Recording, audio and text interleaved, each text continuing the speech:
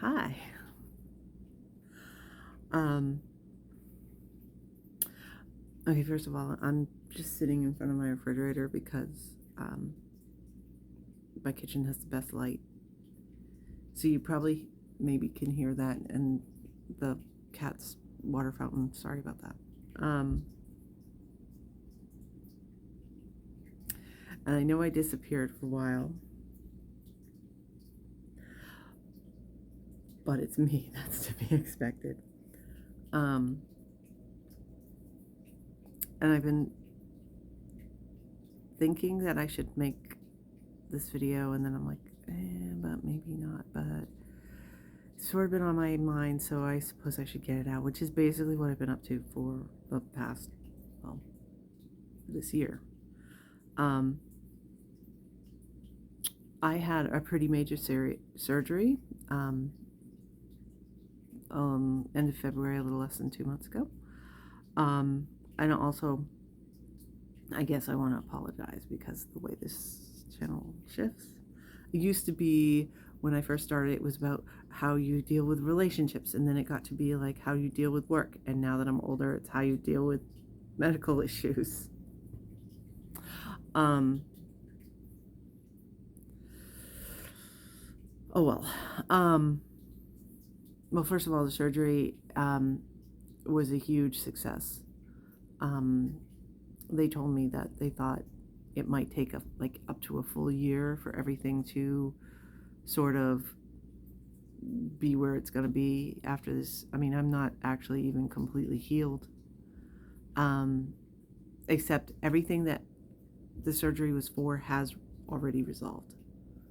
Astounding that it happened so fast. So that's the really good. And I've talked about this in the past,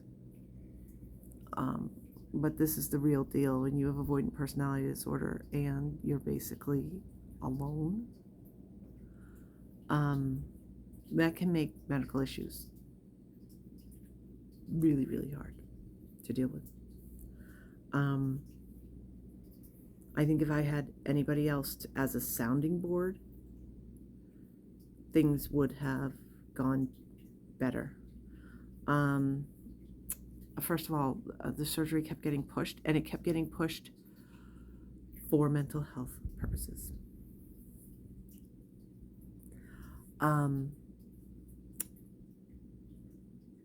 They kept thinking that I wouldn't be able to handle it. Even though medically I needed the surgery, they thought that it might have like a negative effect on my life. It might make me spiral because it was big surgery. So because they kept pushing it off, and I was in the United States and we have insurance issues, my insurance changed. I was supposed to have it last year. If I'd had it last year, my insurance would have covered it 100%. Because they pushed it off,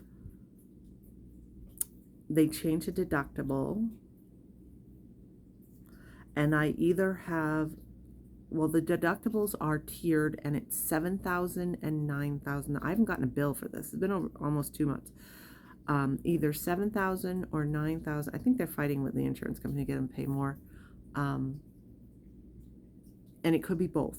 It could be 7 and 9,000 because they're different tiers, and so I don't know that everybody that I dealt with at the hospital, like, they might just not handle that one anesthesiologist or something. So I might actually have to pay both.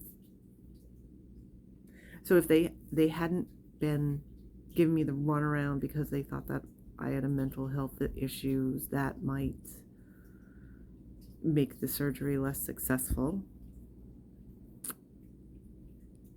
I wouldn't have paid anything. And instead I have to pay this massive amount, and I don't even know how much I pay it.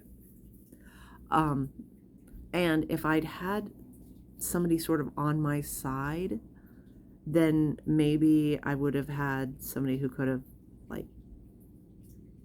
been like my advocate and had them pushed to get it done earlier. I mean, I never thought that there was going to be such a huge monetary problem issue. I never thought that would, but I mean, that happens. If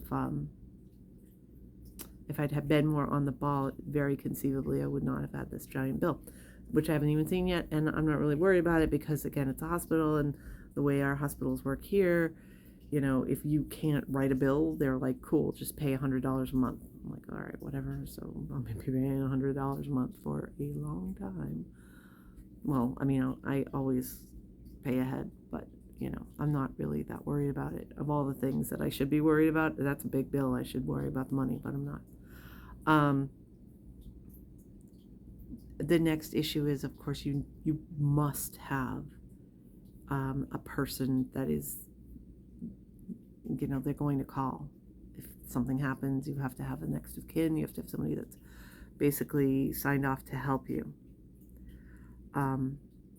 In my case, I used my son. If you've seen my history, especially the last surgery I had, I'm not sure how many details I went into, but this was a few years ago, he was at like his peak worst time in his life. He is really like grown up. I mean, well, first of all, I think he's not in puberty anymore. He's been responsible for himself. He's grown into a much nicer kid. He still can't handle a lot. I was very nervous about having him be my caretaker because I needed one. I was in the hospital for one night. Again, I probably could have pushed it to stay longer, but I really didn't want to be there. I had to come home from the hospital. My son can't drive.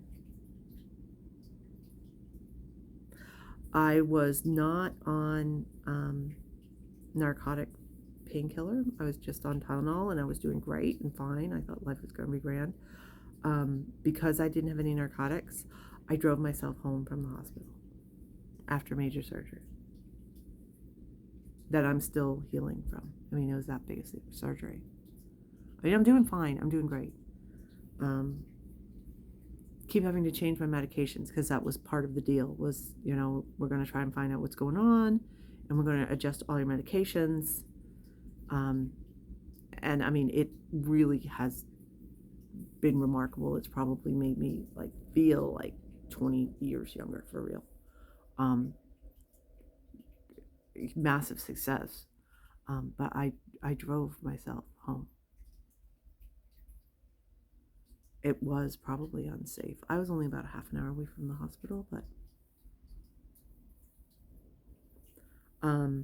that's an issue. If you don't have people in your life, which I don't, I have avoidant personality disorder. My family's basically died off.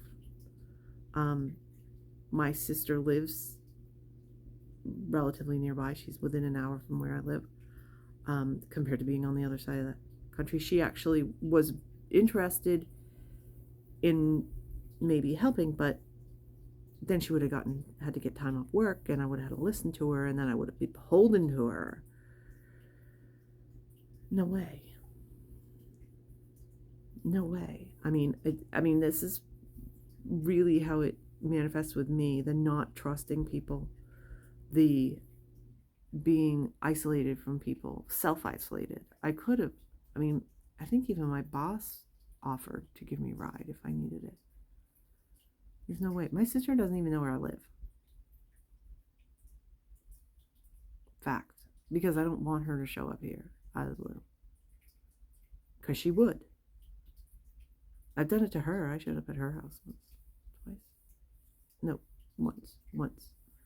I was driving through and I was like, hey, I'm just going to pop in. And they thought it was great. I would not think it was great. I don't want that in my life. But there is a point where you're too independent. So I came home from surgery. I came home with my son. I mean, if it was really bad, I would have stopped Uber for the rest of the way home. He was with me. Came home.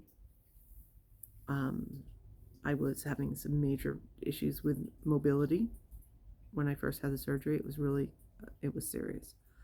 Um,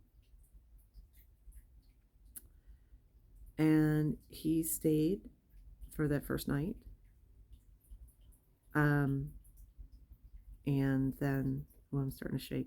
This is me getting nervous because, oh my God, I'm talking about this. I mean, first of all, I don't make that many videos anymore at all, but this is like, so sorry about the shaking. Anyway, and then I was home, and suddenly it became more painful. And I mean, it became very, very painful, and like I couldn't move basically, and I had to move because of course I have my cats. I have to take care of them. I actually just had a little scare with Lily. I thought I found the lump because she's 15, and took her into the vet, and it was not actually real. They said it was cool. It was all good. It was no big deal. It's not cancer. That's what I was afraid of. And her weight has rebounded. I got her. She was very sick. She was 4.9 pounds. She's now 7.7. I'm very proud of her for making the rebound. And Poppy is doing great too, and he's much happier that I have a second cat again. But I had to take care of the cats. Yeah. And of course, I had a weight restriction. I could pick up Lily, but I could not pick up Poppy. He's too big. Yeah, it was very difficult. And then the nerve block wore off. There's a reason why I could tolerate hanging around, driving, going up and down stairs on Tylenol. It's because I had a nerve block, but I didn't realize it. And the pain kept getting worse and worse. So I had to do call-ins and to the, talk to the nurse after surgery and stuff. And I couldn't breathe. I was like, barely. I could not breathe. I couldn't breathe because moving my diaphragm basically was excruciating because nerve block wore off. I hadn't taken my prescribed narcotics, the opioids, because, I don't want to be addicted to them. And so many people in my family have addiction issues. And I was really not interested in becoming another statistic of that. So, I mean, Tylenol was working before, now all of a sudden it wasn't, and I really, I was out of it, and I didn't notice really that it was quite that bad. So the nurse was freaking out. She insisted that I take it because they were concerned I would get pneumonia, because I literally was not breathing. I was breathing in the top part of my chest and not moving my diaphragm to breathe. Could not breathe. It's that bad, that painful. If I'd had somebody here with me, if I'd had an actual advocate, I mean, I don't think he would have insisted I take the medication. I don't think he would have said anything about it. Just because of our dynamic. I'm the mother. He doesn't mother me. I think that if there had been any other person in my life, they would have been like, you need to take care of that. You need to call a doctor. You need to find out what to do. I would have had somebody, I guarantee, I would have had somebody insist that I take all the medications that I'd been prescribed. I mean, I only had to take like 6. I only had to take 6 of them over like a couple days, and then the pain really actually did subside, and I was able to tolerate Tylenol and get by, and it was fine. I mean, I couldn't move. It was bad, and I was by myself. So that is a really bad result for somebody with avoidant personality disorder.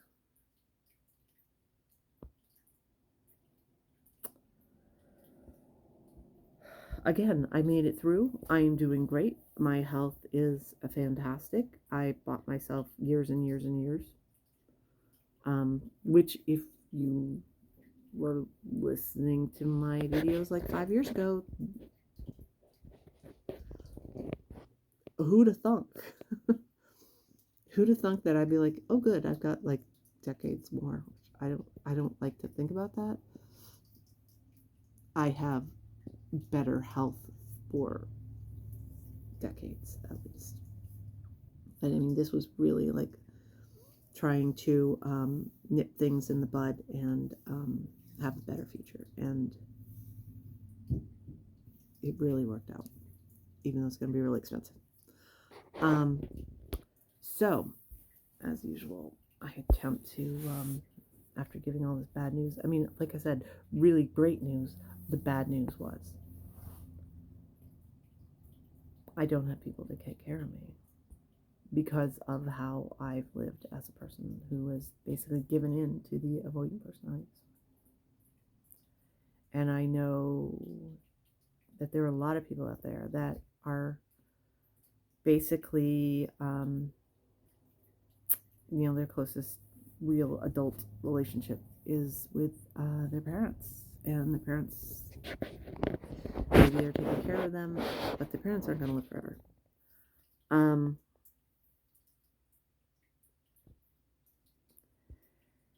So, yes, I had a life plan that would make this sort of a non-issue.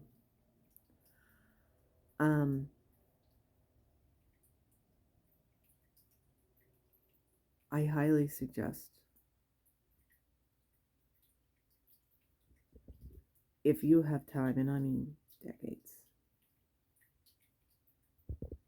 that you work on having very stable, close relationships. I mean, like, okay, my oldest friend, who I've known for almost 50 years, God,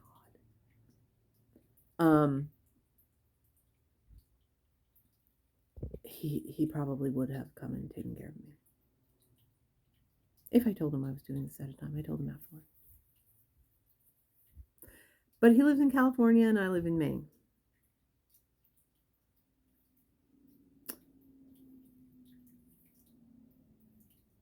My sister probably would have checked in. Her birthday's tomorrow, on Monday. I ordered a cake to get sent to her so that I don't have to actually interact with her. Isn't that terrible? I mean, I kind of think it's also, my son said that is like the most, how did he put it? Most passive aggressive flex or something like that. That, and then I'm going to make sure that she knows I'm aware of the date. I think of her, but I don't actually want to be around her. I work. She works. We can't hang out. I could have gone today. But I'm going to make a video.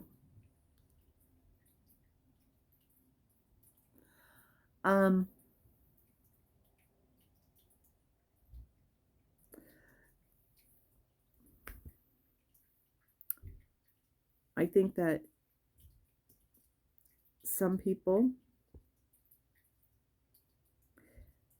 kind of get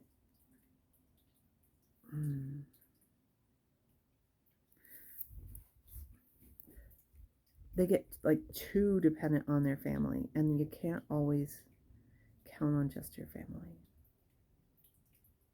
Again, especially if they're older.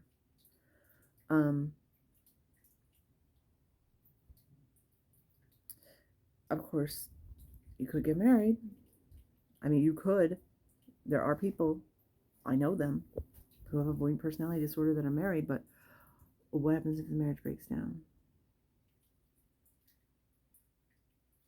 I know people who were married because they like their in-laws and they don't want to lose them, even though the marriage is sort of like not the greatest. But that means they have people. There are people out there that have friends who probably would jump up and want to help if they reached out to them. That's a gigantic gift.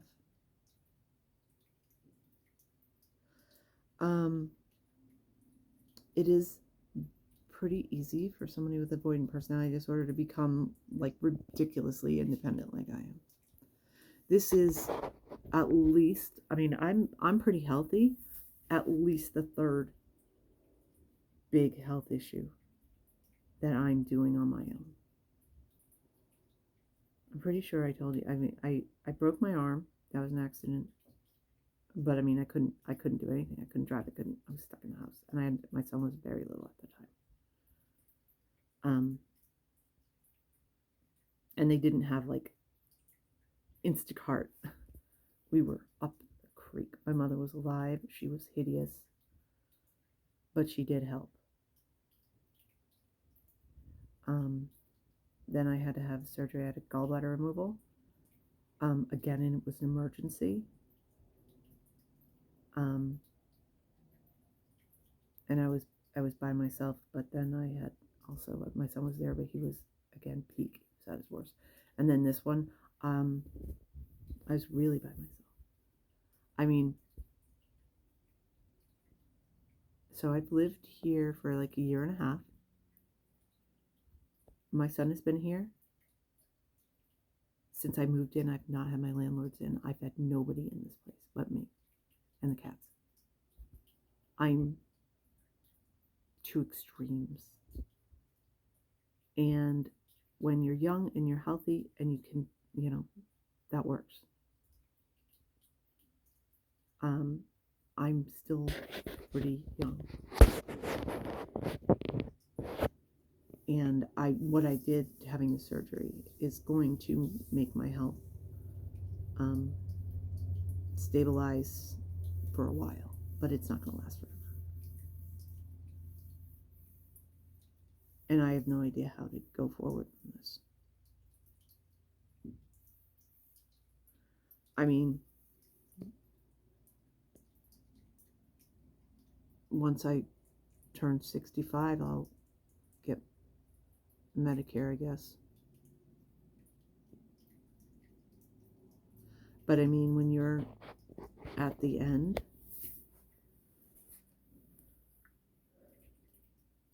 if you're going through like major diseases, like cancer, etc.,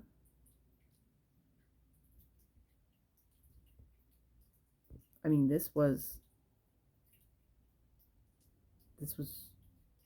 hard.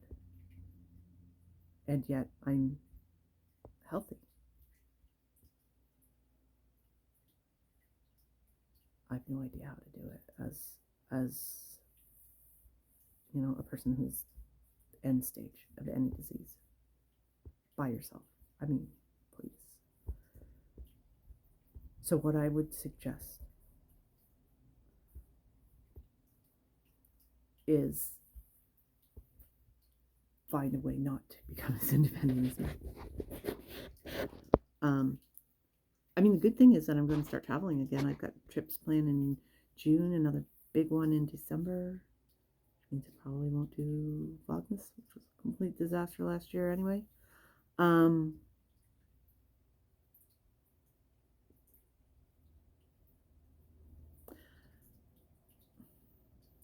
don't know. I mean, I really sort of painted myself into a corner here.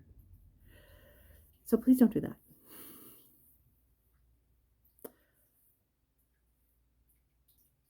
It's very hard to trust people when you have avoidant personality disorder. And you don't think you're worthy of anybody. And you think they're going to like turn around and treat you like whoever treated you for you to become avoidant.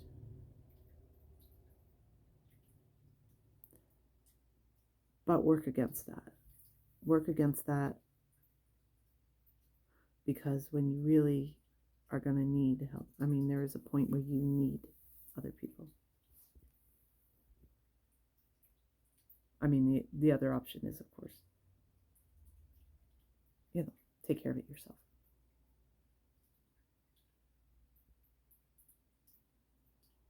I mean, if you can do that, and that's your plan for the end, okay. But if not, work on your relationships.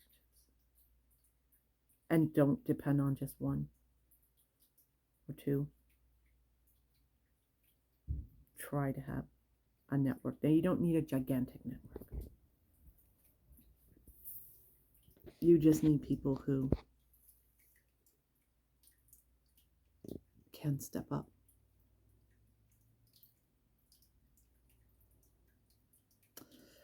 So, kind of a bummer at the end. Like I said, I used to be able to do like relationship videos. My son wanted me to talk about how to do small talk. He's kind of amazed that I can do it at all. That was a skill it took years and years and years to learn. And now, as long as I'm not going to interact with people ever again, people think I'm nice. People who really know me think I'm like a hardcore bitch because, again, I'm so cold and sort of like shut down and no nonsense and all this other. I mean, I can be funny and all that, but I'm not pleasant. I'm untrustful of people who are around me, and it's very, very clear that I'm awkward around them, and that there's a distance, and I keep that distance. But people who just meet me, I mean, I've been told I'm nice. I'm like, I guess I've got a really good mask. Anyway, I'm not sure I can change. I mean, personality disorder is your personality.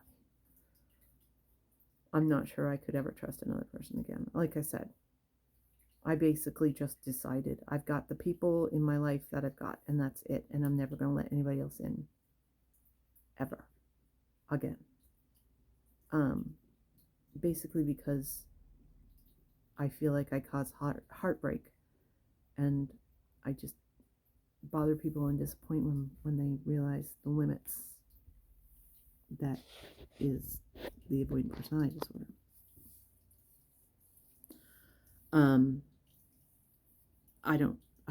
I don't think I can reverse that.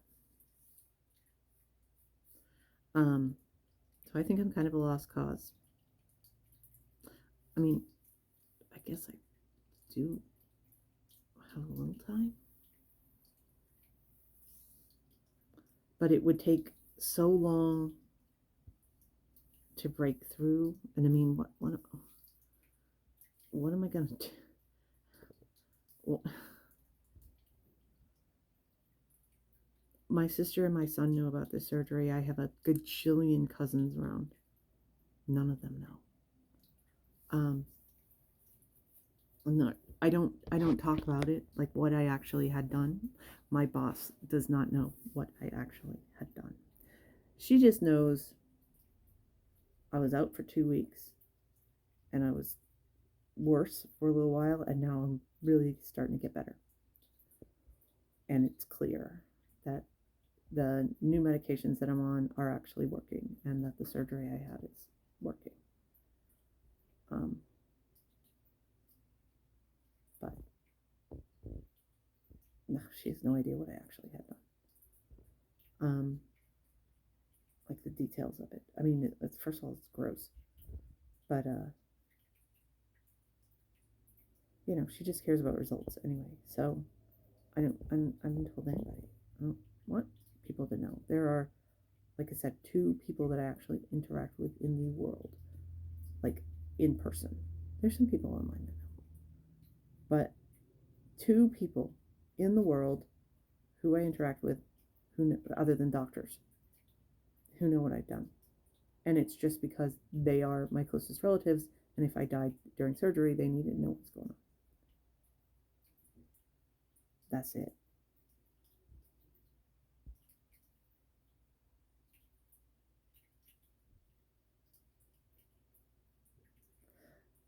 That's not a safe plan. That's not a safe way to be.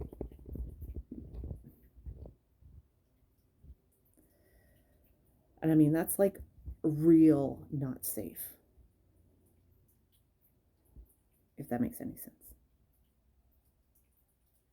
You know, that's like going for a hike in the woods and nobody knows that you've left and you get mauled by a bear and, you know, nobody's coming out to rescue you. That's real, real not safe. That I keep that so close to the vest. As opposed to avoidant not safe, which is, oh my God, I might trust somebody who is untrustworthy. You know, usually that means that somebody is just a jerk. It doesn't mean they're going to kill you. You could die if you don't take care of your medical things and if you don't let people help you to be safe and healthy. Anyway, again, surgery was a massive success. How I went through it was really stupid. Drive myself home, not take medication that was prescribed to me and that I really actually needed, because I don't know, I guess I thought that I knew more than doctors. That was pretty dumb. Not having people around to help me. Because truthfully, I would have healed slower because I would have been nervous and anxious about the people around me. But it would have been safer if I had people around me. Anyway, there, enough of a lecture. Bye.